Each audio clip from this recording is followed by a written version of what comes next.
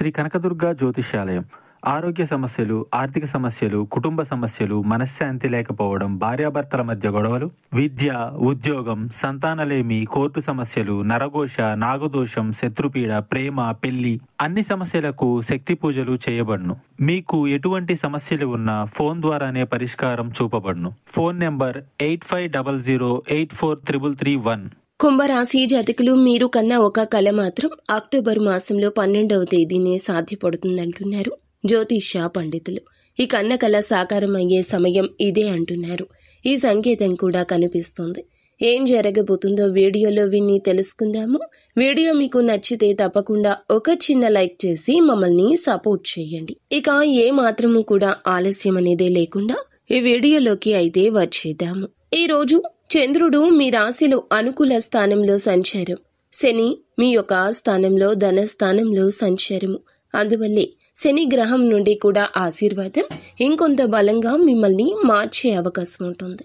మీరు అనుకున్న కల సాఫల్యం చెందే పరిస్థితి కనిపిస్తుంది.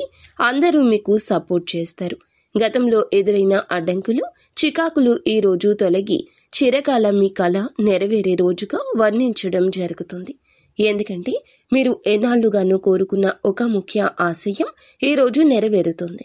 సాధారణంగా మీరు ఆశయవంతులు, కలలతో జీవించేవారు. మీలో చాలా మంది ఎన్నాళ్లుగానూ కోరుకున్న కోరికలు ఒక్కొక్కరికి ఒక్కో రకంగా ఉండొచ్చు. కుటుంబం కోసం సొంత ఇల్లు కట్టుకోవాలని సంవత్సరాలుగా కలలు కన్న కల, విదేశీ ప్రయాణం చేయాలనో, లేదా ఎక్కడికైనా ట్రిప్ ప్లాన్ చేస్తున్నా, చదువు కోసమైనా, ఉద్యోగం కోసమైనా, వ్యాపారం కోసమైనా, విదేశీ ప్రయాణమైనా చాలా ఏళ్ల మీ యొక్క కల నెరవేరుతుంది.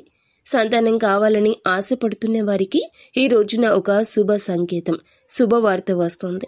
పెద్ద ఉద్యోగం, పదోన్నతి కోసం చాలా రోజులుగా ఎదురు చూస్తున్న వారికి పదవి దక్కే అవకాశం కనిపిస్తుంది. ఆర్థిక స్వేచ్ఛ లభిస్తుంది. అప్పులు తీర్చుకునే మార్గం మీకు కనబడుతుంది. ప్రశాంతవంతమైన జీవితం మీ కల అయితే కుటుంబీకుల యొక్క ఆశయంతో అది నెరవేరుతుంది. ఈరోజు మీలో ఎవరైనా సరే ఏదైనా మాట చెప్తే మీ యొక్క పనిలో, మీ జీవితంలో వినండి. ఖచ్చితంగా మీకు ప్రశాంతవంతమైన జీవితం ఆరంభమవుతుంది. ప్రతి ఒక్కరి పరిస్థితులు ఎప్పుడూ ఒకేలాగా ఉండవు. దేవుని ఆశీర్వాదంతో భిన్నంగా మారతాయి. ఈ రోజే ఆ గడియలు వచ్చాయి. నిత్యం శివారాధన, ఇష్టదైవ నామస్మరణ చేసుకోండి. అంతా మంచి జరుగుతుంది.